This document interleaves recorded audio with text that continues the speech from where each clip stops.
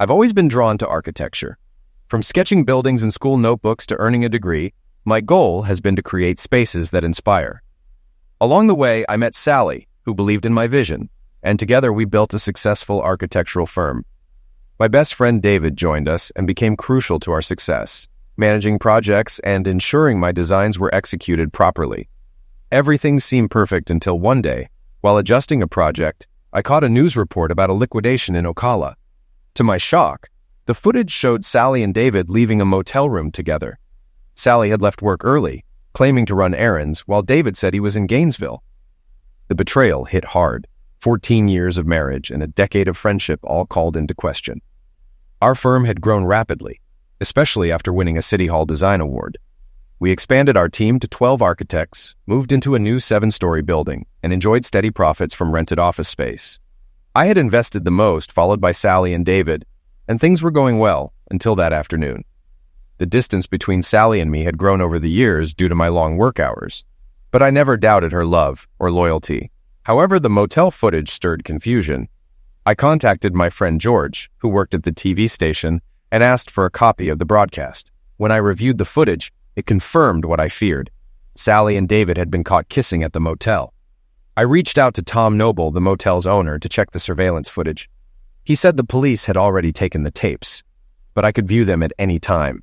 I made arrangements to see the recordings immediately, bracing for what they might reveal. I shut down my computer, told my secretary I was leaving early, and asked her to inform security. Once everyone had left, I watched the surveillance video. I saw Dave arrive at the motel first, get the key, and enter room 116. Sally showed up a few minutes later and went in. After a while, a man with a weapon ran past their room, followed by the police. Then it was quiet until the TV crew arrived. The footage showed Sally and Dave kissing before they left the room. I asked the motel clerk if he knew them. "Sure, they come here every week, Mr. and Mrs. Anderson," he said. They had been regulars for 2 years. I took a copy of the video and headed home, forming a plan. I couldn't let them know I was aware of their affair yet. I needed time to figure everything out, especially if they were also stealing from the business. I decided I needed a forensic audit. Fortunately, we were scheduled to attend a Southeastern Architects Association meeting in a week, and I planned to use that time to investigate. With my secretary Marge going on maternity leave, I thought of Debbie, her replacement. She was intelligent, capable, and even proposed setting up a childcare room in the office building, an idea Sally and Dave both liked. I needed to talk to Debbie more and involve her in my plan. Despite everything, I still couldn't believe Sally and Dave were betraying me. Sally was always affectionate, telling me she loved me multiple times a day. Dave also acted deeply in love with his wife, Mary. I had to act convincingly tonight at dinner to avoid suspicion. Dinner went smoothly, though Mary mentioned the liquidation at the Nobility Motel. Sally flinched, but Dave stayed calm, asking if it was the place we had worked on before.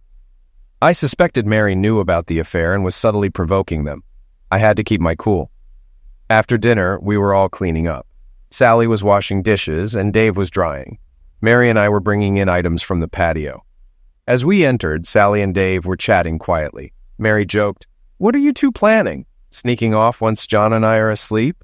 They both jumped and Sally laughed, joking that sneaking around was the only way they got any love, adding that Dave was too scared of being caught by Mary. We all laughed, though I couldn't shake my unease. Once Mary and Dave left, I asked Sally if there was something going on. She looked at me with her usual affection, denying anything was wrong, saying she loved me and was ready to start trying for a baby. I couldn't figure out what to believe. She seemed so sincere, but I felt torn. I went upstairs and she was already waiting for me, acting as though nothing had changed. But the guilt and confusion overwhelmed me and I ended up getting sick. Sally tried to comfort me, but I couldn't bear to look at her. I quickly dressed, grabbed my keys, and left the house, not sure where to go. I eventually stopped at a cafe, needing time to think. My phone rang. It was Sally, but I ignored it and ordered a coffee. Lost in my thoughts, I wondered how I hadn't seen the signs of my marriage falling apart. As I sat there, Debbie, my new assistant, saw me and offered to listen. She shared that she had been through difficult times with her own family and understood tough situations. I hesitated, but eventually told her everything. About Sally's affair with Dave and how I couldn't believe it, especially with how often Sally said she loved me. Debbie, still holding my hand, suggested that Sally might have a problem, similar to her sister who loved her husband, but couldn't stop cheating. Her sister's situation ended in divorce and illness. Debbie reassured me that people can change, but she emphasized the importance of getting answers. Did Sally love Dave? How long had the affair been going on? Why hadn't it stopped? She recommended I start by getting a detailed summary of Sally's phone calls, which might help me understand more. This young woman was sharp, and I decided to trust her since she already knew most of what was going on. I told her, "I'll pay you to help me gather the information I need." She laughed. "I'll help you, but I don't want your money. Friends don't charge friends." "All right, friend, but call me John outside of work. We'll keep things normal at the office." I asked her to find an investigator and a forensic accountant. I explained that Sally, Dave, and I would be at a meeting in Atlanta for a few days. I gave her a company credit card to cover expenses and explained when and where Sally and Dave met, suggesting hidden cameras might be useful. Debbie smiled. "I may need some cash for a babysitter." "Use the card. You can withdraw up to $300. The limit is $10,000, and I'll give you the PIN." I thanked her, saying, "I won't forget what you're doing for me. I take care of my friends." She smiled softly. "I trust you completely." I felt a weight lift off my chest as I looked at her. She was impressive. I started to think maybe the trouble with my wife was partly my fault.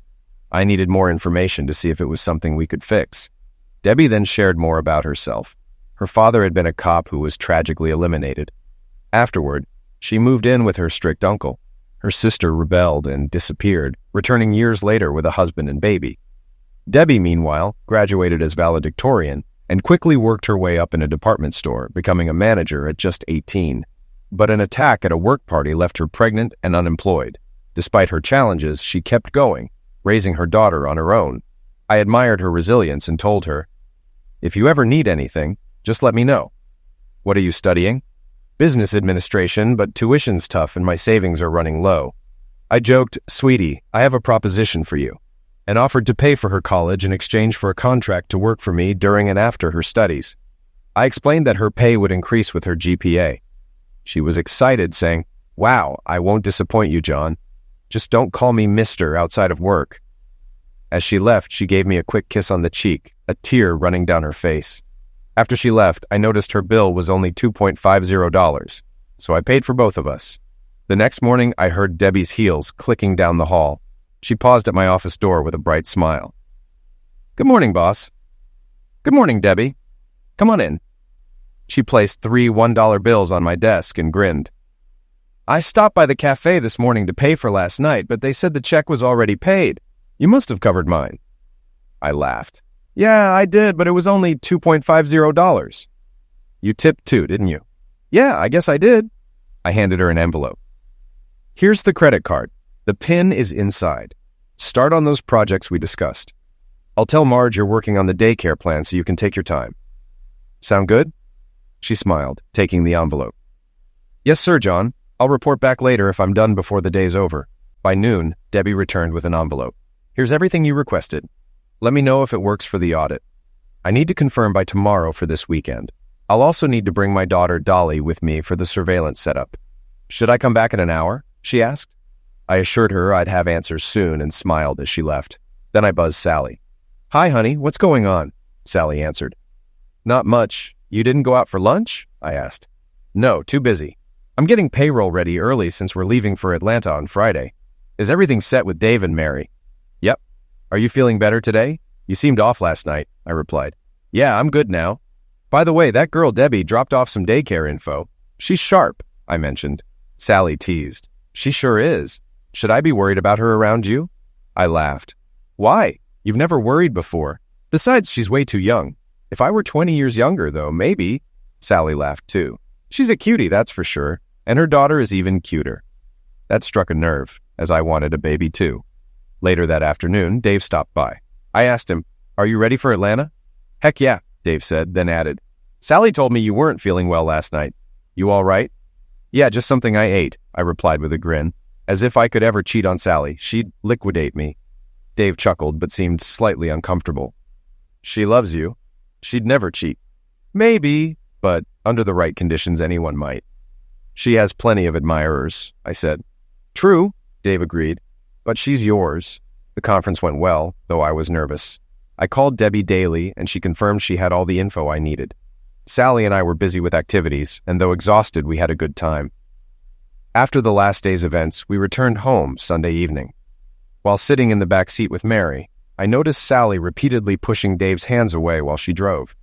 She glanced back at us, but I pretended to be asleep under my cap. After a moment, I saw her signal to Dave, who turned around to check on us. When I closed my eyes and reopened them, Dave was sitting closer to Sally, and I could hear her softly moaning. I sat up and asked, "Where are we now?" They both jumped. Sally replied, "We just entered Florida. We're looking for a pit stop so Dave can take over driving." At that moment, I knew my marriage was over. The rest of the drive was quiet. After stopping for fast food, we returned home, unloaded the car, and went to bed. Sally snuggled up and quickly fell asleep, but I couldn't. After lying awake for an hour, I called Debbie, who answered right away. "How did things go?" I asked. "Smoothly," she said, "but I suspect tomorrow will be chaotic." I asked her to leave everything in my desk drawer, thanked her, and hung up. Monday started like any other. I left for work before Sally woke up, and Dave arrived shortly after me. I doubted he could stop by to see Sally without being noticeably late. The accounting report was mostly clean, except Dave was misusing his expense account by a couple $100s a month. Nothing major, but it set a bad example. Then I heard Debbie's heels down the hall. She smiled as she poked her head into my office, making the day feel a little brighter. "Hello, boss. How are you today?" she asked. "I'm not sure yet. I haven't read the investigator's report. Did you?" She nodded, a tear slipping down her cheek. I pulled out the report and quickly skimmed through it. My suspicions were confirmed. There was overwhelming evidence. I inserted the DVD and watched the footage.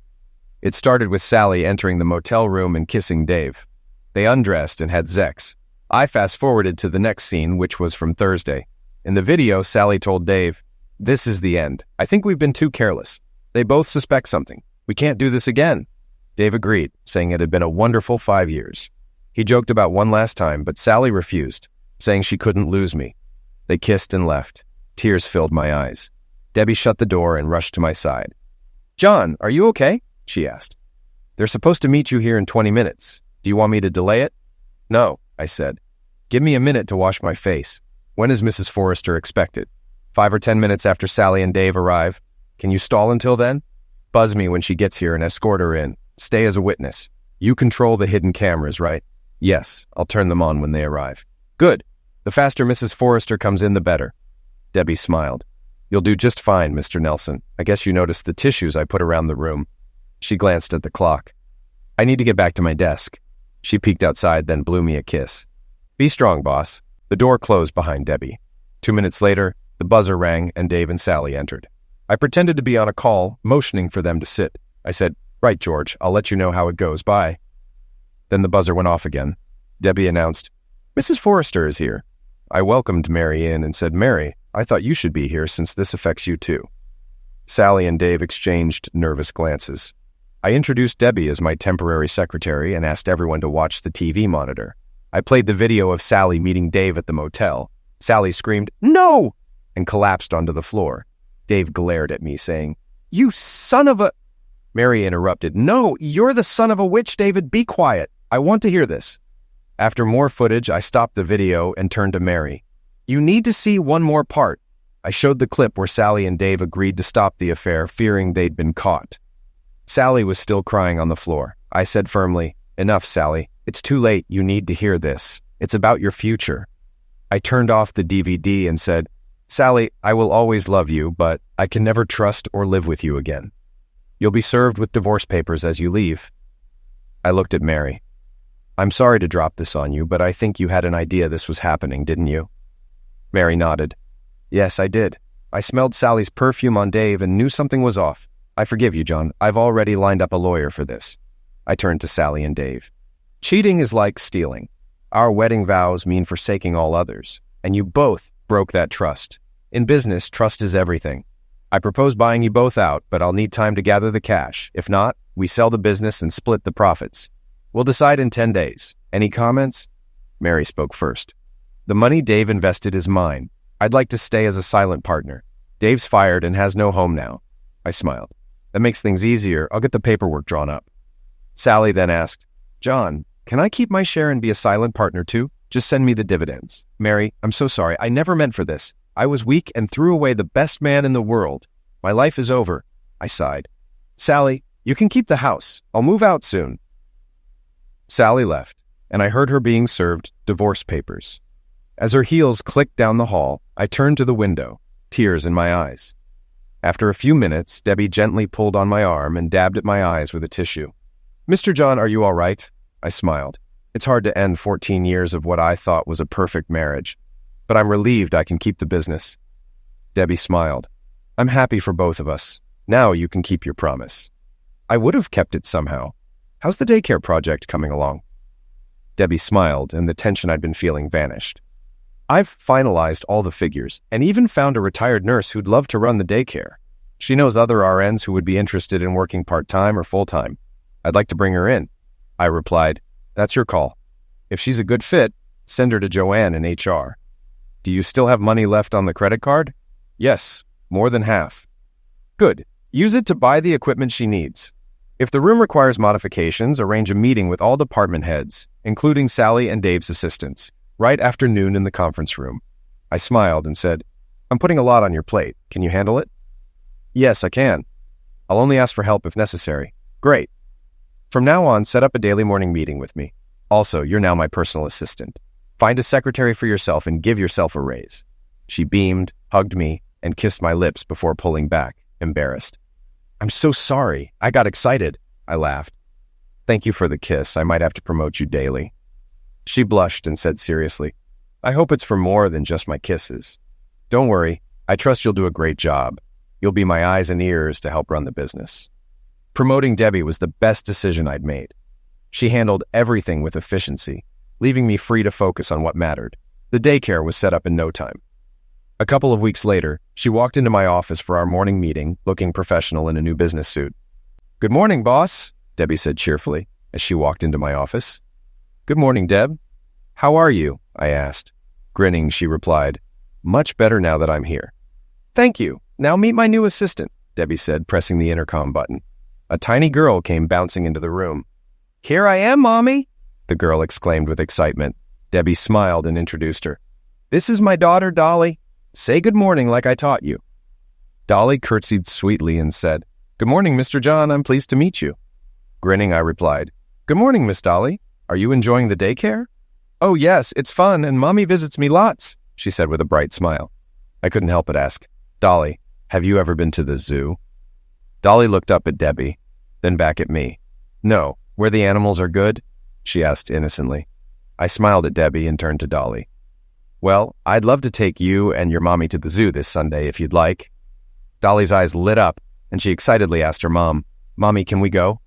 Realizing I'd spoken out of turn, I quickly apologized. "I'm sorry, Deb. I should have asked you first. Please forgive me." Debbie smiled warmly.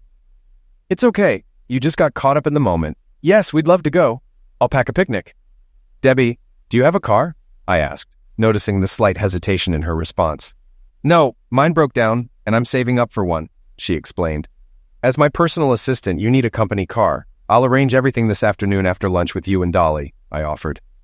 Sunday at the zoo was wonderful. Dolly was thrilled, and I ended up carrying her for most of the day. Spending time with a child was more special than I had imagined, and I enjoyed Debbie's company too. The next day, I arranged for a company car, a 2-year-old Honda Odyssey. I instructed our transportation chief to clean it up and park it in Dave's old spot, now reserved for Debbie. That afternoon, Debbie stopped by my office with Dolly, letting me know they were heading home. I playfully stuck out my lip in a pretend pout. Dolly's eyes widened as she tugged at her mom. "Mr. John is crying, Ma." Debbie and Dolly both asked, "What's wrong?" I smiled and replied, "Dolly didn't kiss me goodbye." Dolly giggled and ran over, arms outstretched. I lifted her, laughing, and after she gave me a sweet kiss, I set her down. Then I handed Debbie a set of car keys. She looked at them, puzzled.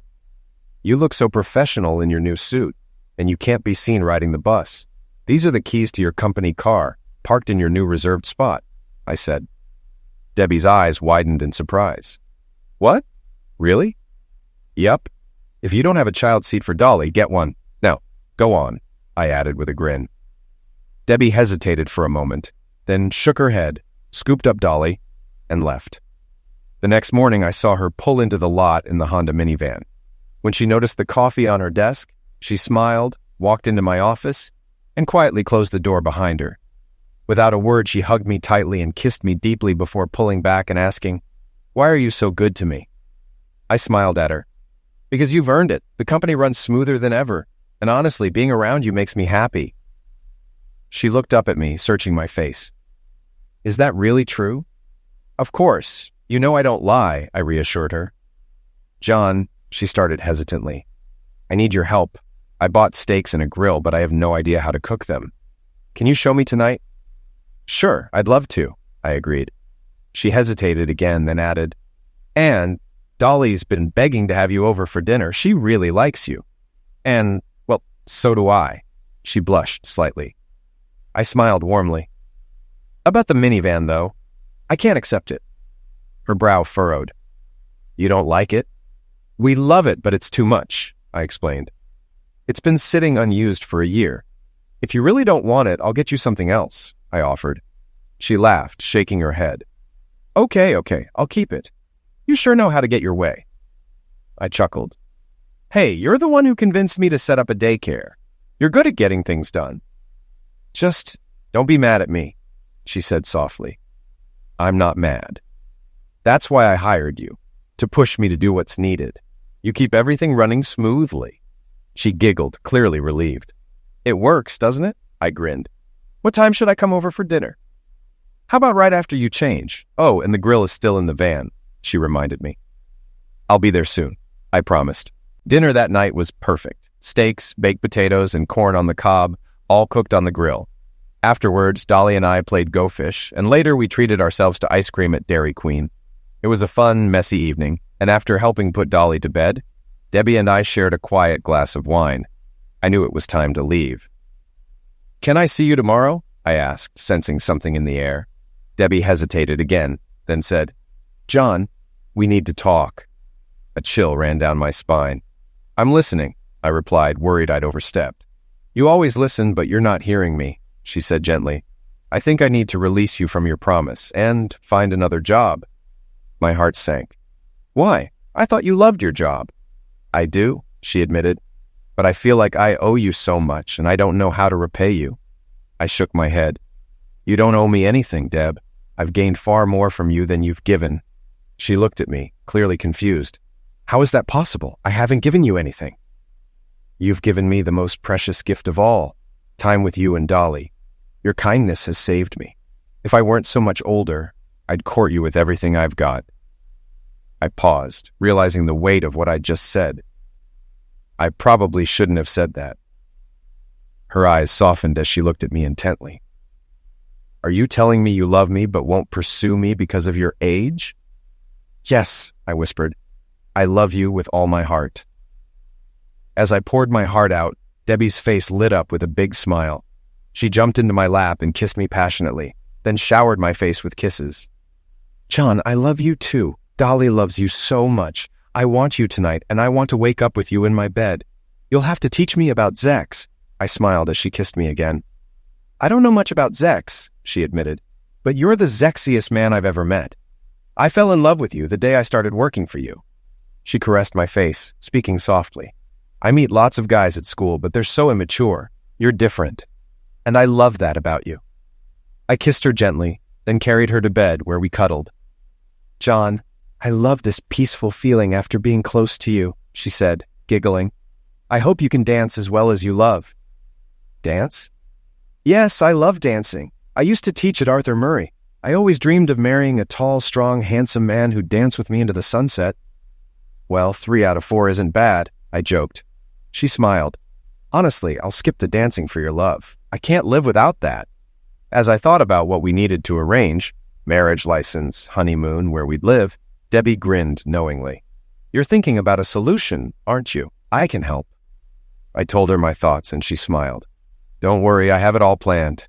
Go back to sleep." I tried to relax, but my mind was racing. She snuggled up to me and, with a soft smile, whispered, "I love you so much. We can solve any problem together. I never want to sleep without you again." "Do you have room for Dolly and me at your place?" "Yes, I live in a 3-bedroom condo. We can move you in today." She kissed my cheek and said, "Problem solved. Now, I need to brush my teeth for a real kiss." When she returned, wrapped in a towel, She grabbed a small notebook and slid back into bed. She flipped through it and showed me a page titled Marriage Information, which listed everything we needed to know. Addresses, phone numbers, and even things like banking and insurance. "How long have you been planning this?" I asked. "Since I first met you," she giggled. "I couldn't sleep last night, so I got up and made the list." "Give in to your urges," I teased. "I love it." Everything went smoothly. We got married in my office that Monday with Debbie, Dolly, a notary, and a few witnesses. Dolly was thrilled, wanting me to hold her constantly, and Debbie held my other arm. I couldn't have been happier. Debbie also trained a young man, Jeff, to take over her day-to-day tasks. He was athletic and about 30, which made me a bit uneasy, but I said nothing. The next morning, I noticed Debbie spending a lot of time with Jeff. I visited Joanne in the secretarial pool and asked for a new assistant. She smiled knowingly and said, "I've got just the right person. She'll be in your office tomorrow, ready to help." That afternoon, I went to check on some new wall section drawings for a building I was designing. When I returned to my office near closing time, I found Debbie showing Jeff how the intercom system worked. Carrying Dolly, I said, "Hi, Debbie. Dolly and I are ready to go. We'll be waiting in the atrium." Debbie quickly grabbed her jacket, looking adorable in her outfit. She had lost weight and was looking great. I decided she needed a shopping spree. As we headed out, she asked where we were going, but I told her she'd find out soon. When we arrived at a high-end department store, her eyes widened. We got Dolly settled in her stroller, and a shopper's assistant named Jane greeted us. I explained that my wife needed a new wardrobe, including business attire, casual clothes, and lingerie, and handed Jane a budget of $5,000. Debbie protested, "Don't I get a say in this?" I smiled. "You pick what you like, and I'll tell you if I like it. But you're getting a new wardrobe. Tomorrow's Dolly's turn." The assistant grinned and led Debbie away. After 2 hours, I was dozing off with Dolly asleep in my arms when Debbie kissed me awake. "We're done for now, and we'll return tomorrow. I got so much for under $2,500. Back home, we unloaded 4 loads of boxes into Debbie's dressing room, and I helped unpack. We ordered Chinese for dinner, and Dolly loved the fortune cookies. When she handed me one, I read, "Your daddy will take you shopping for dresses tomorrow." Dolly's eyes lit up. "Is that for me?" she asked excitedly. The next day, both Debbie and Dolly got lots of new clothes. That evening, Debbie showed me her favorite shopping site, and I let her spend an additional $1,000 on summer outfits. She looked amazing in everything she modeled, and her happiness made it all worth it. After Dolly went to bed, I pulled Debbie into my lap, and we kissed. I suggested, "Maybe it's time to call your mom and tell her about us." Debbie thought for a moment and then agreed. She called her mom, reconnecting after 3 years, and shared the news about Dolly and our marriage. They spoke for over an hour. After the call, Debbie, with fresh tears in her eyes, jumped into my lap and kissed me passionately. "Thank you, John. That was the right thing to do. Mom and Uncle Bill were so happy. They want us to visit soon." "Where do they live?" I asked. "Melrose, Florida, less than an hour away." I smiled. "How about we visit on Sunday?" She agreed, and after putting Dolly to bed, I went to kiss her goodnight. As I approached Dolly's door, I overheard Debbie softly praying with her, asking God to bless their loved ones and keep them safe. Dolly added, "And Daddy too." Debbie smiled. "Yes, sweetie, Daddy most of all. We love him the most." I entered and hugged both of them. Dolly reached for me and I picked her up, hugging and kissing her. "I love you, Daddy," she whispered. "I love you too, sweetie. Sleep well." Tears filled my eyes as she said, "I love Mommy and Daddy as much as I can." She was so sweet, and I loved my girls deeply. The next morning, while I made breakfast, Debbie called her mom. She smiled as she told me, "We're all set for Sunday." On Saturday, our shopping trip was focused on finding outfits for the visit. Both Debbie and Dolly picked matching denim skirts, black turtlenecks, and denim jackets. Dolly wore tights and boots, while Debbie opted for leggings and heeled boots. They both looked adorable. I wore jeans, a blue shirt, and a navy blazer. Debbie guided me to her family's large home. As we pulled up, her mother and Uncle William greeted us warmly. While Debbie and her mom embraced, I introduced myself to Uncle William and introduced Dolly, who curtsied sweetly. Uncle William, with tears in his eyes, picked Dolly up to introduce her to her grandmother. But when her grandmother reached out, Dolly clung to me, scared. I quietly reassured her, explaining that her mom's tears when talking about her mother were from missing her, not fear. Slowly, Dolly felt reassured and allowed her grandmother to hug her, breaking the tension. We moved inside, and Dolly quickly warmed up to her grandmother. Debbie smiled at me, love in her eyes. Uncle William and I started talking, and he recognized me from a past business meeting. We ended up chatting about work, and he admitted his regret over pushing Debbie to have an abortion, calling it his biggest mistake. I laughed and told him, "Debbie is a determined, intelligent woman. She's turned my business around in just a few months. Production and profits are up, and everyone loves working with her." As the afternoon progressed, Granny asked if Dolly could stay with her for a few days, but Debbie and I agreed she was still too young. Truthfully, I wasn't ready to let her go just yet. Dolly spent half her time in daycare and the other half with us, becoming a beloved presence at the office. Debbie was an active manager, visiting every office daily, always asking questions and expecting solutions. Her smile lit up the office, and her praise was cherished by everyone, but a frown from her was deeply felt. One day, Debbie noticed the new secretary at her old desk and entered my office, frowning. She asked, "How's the new girl working out?" "She's fine," I joked, "but she doesn't kiss as well as you." Debbie teared up, and I quickly reassured her, "I'm just teasing. You and Dolly have all my kisses forever." Her smile returned, and she playfully asked, "What about hugs?" "Those too," I laughed. "That might change," she teased, hinting at future babies. Later, I saw Jeff checking out Debbie while she worked, and it bothered me. Later that day, I overheard Jeff in the restroom bragging to a coworker about his intentions to pursue Debbie. Furious, I called Debbie into my office and asked her to fire Jeff. She was surprised, but didn't argue. A few hours later, Debbie confirmed she had fired him, and we headed home together. On the way home, Debbie asked, "Aren't you going to ask if I fired Jeff?" I smiled. "Why wouldn't you?" She explained that one of the workers told her Jeff was spreading rumors about them. "Good call," I said, suggesting we promote the worker who gave her the tip. That night, as we prepared for dinner, the doorbell rang. I opened it to find Jeff pointing a weapon at me. He demanded to see his daughter, claiming Dolly was his. Debbie calmly corrected him, saying he was mistaken, and explained that Dolly wasn't his child. Jeff, confused, realized he had mixed Debbie up with someone else. As Jeff's attention shifted entirely to Debbie, I saw my chance. I quickly punched him in the head, and he dropped, the weapon hitting the floor. I grabbed the revolver just as Debbie rushed over and kicked him hard in the groin, screaming at him. She kicked him in the head and face, yelling until a deputy arrived and pulled her back. Soon, several deputies were in the apartment. Jeff was handcuffed, and we learned that the pizza delivery guy had seen Jeff with the weapon and called the police. After checking on Dolly, who was sound asleep, we gave statements. Jeff was charged with attack and several other crimes. Afterward, we sat down to eat but barely touched our food, mostly holding each other. Debbie, still in shock, said, "I don't even remember seeing him before he worked for us." I suggested she might have blocked the memory to avoid reliving the trauma of her attack. She nodded, unsure if she had ever seen his face clearly. Then she noticed my swollen hand. "We need to get ice on that," she said, bringing a bowl to help. She complimented me on how I handled Jeff, distracting him. I joked about how her ballet slippers were a better choice than stilettos. Otherwise, she might have done real damage.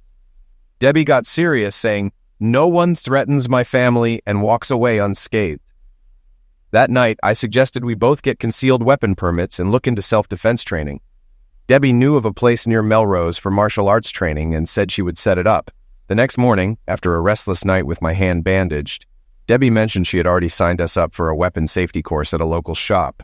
She surprised me by sharing how much experience she had with firearms, thanks to her Uncle Bill, who had taught her to shoot various weapons. Later, I showed Debbie my hidden weapon locker, letting her pick one for the class. She chose a small .22 revolver, smiling and saying she used to shoot one like it. She also picked up a Walther PPK in .380, saying it reminded her of her uncle's weapon. Debbie shared an old lesson from her father. "It doesn't matter the caliber if you strike the target in the right place. A miss with a bigger weapon is still a miss." I agreed, saying accuracy is key, no matter the weapon. We left work early, dropped Dolly off at Grandma's, and headed to the martial arts center. After discussing our experience and concerns about having a toddler, the owner recommended a self-defense baton, disguised as a flashlight. A quick wrist flick extended it to 21 inches. He offered a 1-hour class, which we signed up for, and we bought 2 batons. Next, we went to the weapon shop for our concealed weapons course. Deb practiced with both weapons and preferred the Walther PPK. becoming skilled at hitting the target consistently. She bought a clip-on holster and a few stylish purses designed to hold the PPK. I chose my Smith & Wesson .40 caliber, purchasing a fanny pack holster. We picked up our study materials and left. At Grandma's, Uncle Bill showed me a homemade self-defense tool, a piece of rebar with nuts attached, and explained how it could be used for protection while looking harmless. I complimented his ingenuity. After the incident with Jeff, I upgraded our home security with hidden cameras and took Debbie to the shooting range several times. I taught her to shoot through a purse, simulating a real-life scenario where she couldn't pull the weapon out first. After some practice, she mastered it, even hitting targets from different positions and distances. Debbie became proficient at point shooting and impressed everyone at the range. She could rapid-fire 6 shots, all hitting the target. She was concerned about ruining her purse, but made adjustments to use it for training. I joked that if she were in an evening gown with a tiny clutch, she'd need my protection. She replied, "I always look to you for protection. You're my hero." The weapon shop owner watched Debbie's progress and remarked on her impressive skills. We both passed our written test and received our concealed carry permits. We kept practicing at the range, with Debbie becoming extremely accurate at close range, consistently scoring well. Debbie loved stopping by the range to practice, and her shooting skills and grace on the line attracted attention. She quickly became a standout, impressing everyone, including the range master. One day, she took on a challenge to shoot at 2 targets on either side, hitting them flawlessly within 4 seconds. The range master praised her, noting that she learned well to keep her weapon functional during critical moments. After a few more rounds, we left, but it was clear Debbie had become an impressive shooter, admired by all. We also bought her several holster purses, including a small clutch that could eject the pistol directly into her hand when needed. Debbie often dressed in a way that turned heads, with high heels, short skirts, and sexy tops, and she knew I didn't mind others admiring her. It was fun for both of us. One afternoon, she came into my office, closed the door, and climbed into my lap. She kissed me and said, "I've stopped taking the pill, and I want us to take a week-long vacation. Mama and Uncle Bill can watch Dolly. She's comfortable with them now." I smiled and told her to plan it. Debbie excitedly shared, "We're going to Grand Cayman, staying at a clothing-optional resort." I laughed and asked about the cost. She reassured me it wasn't much and that she was mostly packed.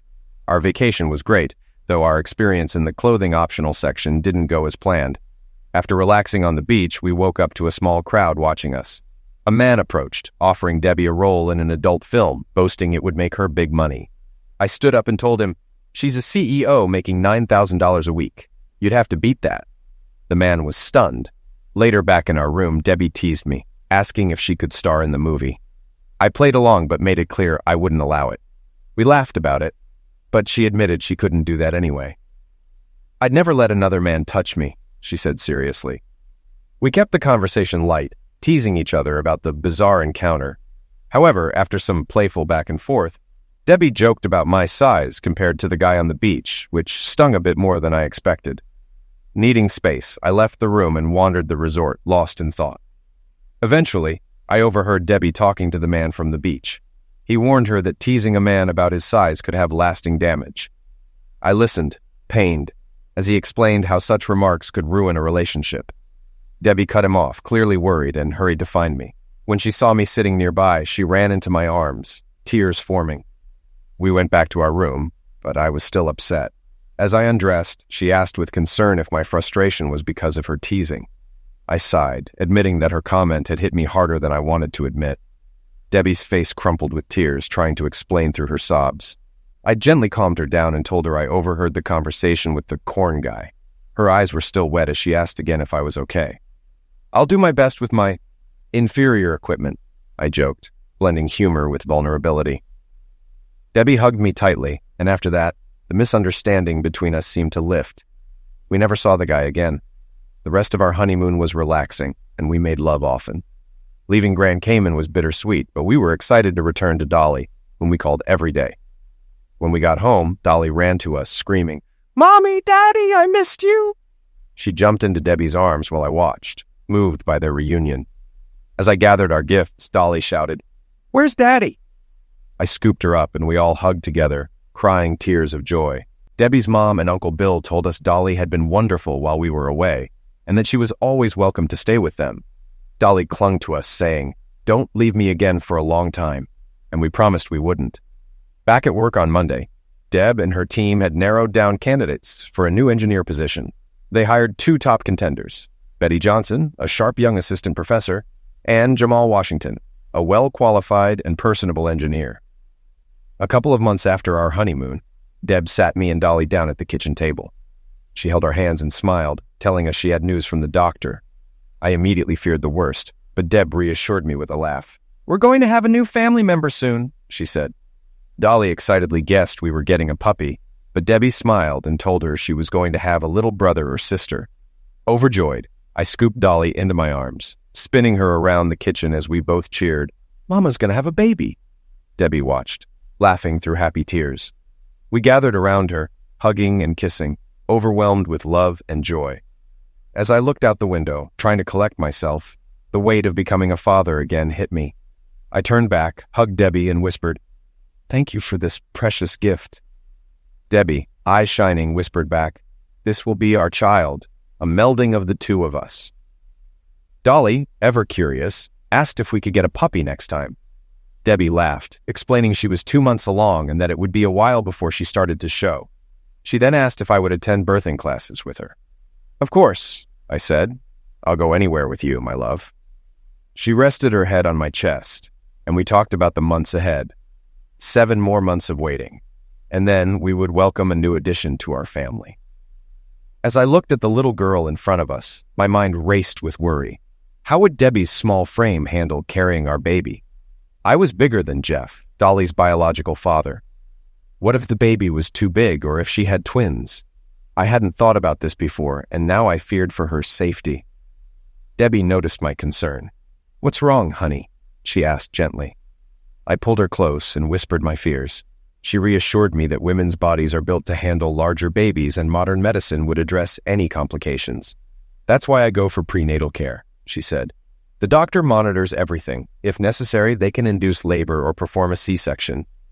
I still wasn't completely convinced. "Not for you," I muttered, worried. Sensing the tension, Dolly asked, "What's wrong, Mommy? Why is Daddy crying?" Debbie smiled, brushing Dolly's hair. "Daddy's just being silly. He doesn't know how babies come out of Mommy's tummy. He's afraid it will hurt me." Dolly, with childlike innocence, said, "That's silly, Daddy. Mommy said it hurts a little, but mommies love their babies, so they don't mind." Debbie grinned at me and we all hugged. Months passed and Debbie's belly began to show.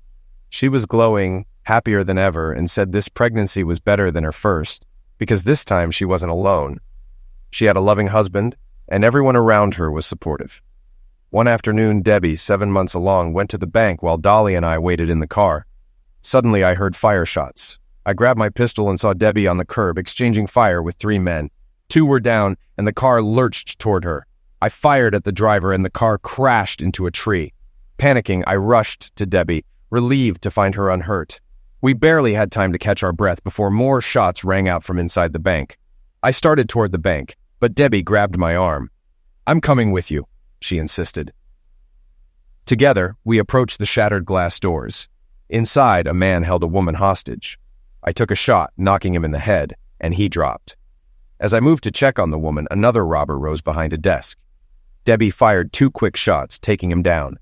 After the police arrived, we handed over our weapons and were praised for saving lives. Debbie, calm but shaken, joked about ruining her pantyhose and purse.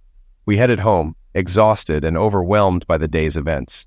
Later, we saw ourselves on the news as the heroic husband and wife team who stopped the robbery. The reality of the situation hit us hard, and we both cried, realizing how close we had come to losing each other. The sheriff visited us the next morning to review security footage that captured everything. Watching it unfold again was surreal. Debbie had been calm and precise, taking down 2 of the robbers without missing a shot. The sheriff was amazed and praised her skills, saying, "Not many deputies could have done what you did." He invited us to a press conference, and though we were exhausted, we agreed. Debbie blushed at the attention, but humbly said, "I was just doing what I had to do." The sheriff smiled. "Well, you did it perfectly. You 2 make quite the team." The following months were a whirlwind of media attention. Debbie was flooded with offers for interviews, talk shows, and product endorsements, from hair products to diapers. I had to step in to ensure she wasn't overwhelmed, limiting her activities, especially as her due date approached. I restricted any plans for the week before and 3 weeks after the baby was born, even limiting her communication to just family and close friends. Despite my efforts, Debbie insisted on working right up until she went into labor. She continued managing her work, though I had her hold meetings in her office instead of walking around. Jamal Washington was always her first appointment in the mornings, which started to irritate me. One day, she mentioned visiting a few offices and asked if I'd watch Johnny. I suggested she keep having her meetings in her office, but she looked confused. "I like to visit each office and see how things are going firsthand," she said. "Who do you see first?" I asked casually. "Jamal, of course," she replied. "Why doesn't he report to Marty or Betty?" I asked. She paused, thinking. "I'm not sure. That's just how it's been." "I don't like it," I said. "He should be reporting to his boss, not you." Debbie considered my words, then smiled. "I'll take care of it," she said. I was relieved. "Good. Keeps things in the proper chain of command, and no one will think he's getting special treatment." Debbie raised an eyebrow. "Including you?"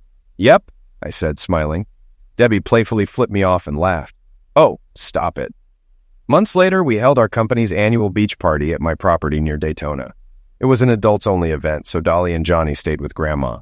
The party was a hit, but I noticed Jamal was always around Debbie, and it started bothering me. It seemed like she was avoiding me, and my frustration grew. Betty, who was helping with the food, noticed my mood. "What's wrong?" she asked. I sighed. "I need a walk to clear my head," I muttered. I wandered along the beach, my mind racing with doubts. Could Debbie be interested in Jamal? I couldn't bear the thought of losing her. After some time, I sat on a log, lost in thought, when I heard voices and saw Debbie approaching with Betty. "Are you just going to sit there until the water reaches you?" Debbie asked. "I don't know," I muttered, still staring at the ocean. Debbie knelt beside me. "Betty told me you were upset about Jamal and me. John, I love only you. There's nothing between Jamal and me, and there never will be. You're stuck with me forever." I looked at her, confused and hurt. "But you spend so much time with him. What am I supposed to think?" Debbie sighed. "I've been helping him through a rough time. He's in love with someone, and it's tearing him up because they don't love him back." "Who is he in love with?" I asked. Debbie hesitated, then said softly, "You." I froze. "Me?" I asked, stunned. Debbie nodded. "Yes, John. He's admired you since he started working for us. He's not interested in me. He's been spending time with me to be near you." I was shocked. It all started to make sense, the way Jamal acted around me, but I had misread it completely. "I feel like a fool," I admitted. Debbie squeezed my hand. "Don't. It's normal to feel the way you did, but now you know the truth." "So what do we do now?" I asked. Debbie thought for a moment. "We'll talk to Jamal. He's done a great job, but he'll need to report to Marty or Betty from now on. It will keep everything clear." I nodded, relieved. "That sounds like the right plan." Debbie smiled. "And you won't have to worry about me spending too much time with him anymore." I chuckled. Thank God for that. We returned to the party where Betty was waiting. "Everything okay?" she asked. "Yeah, better than ever," I said. Debbie grinned. "We've sorted everything out. Jamal will report to Marty from now on." Betty smiled. "That's good to hear." Later after the party, Debbie and I sat together at home. "This made me realize something," she said. "What's that?" I asked. "I need to be better at communicating with you. I should have told you about Jamal sooner." I kissed her head. "And I should have spoken up instead of letting it bother me." She smiled. "We've learned now." "Yes, we're in this together," I agreed. That night as we went to bed, I held her close, grateful for the love and trust we shared. Everything was back where it needed to be.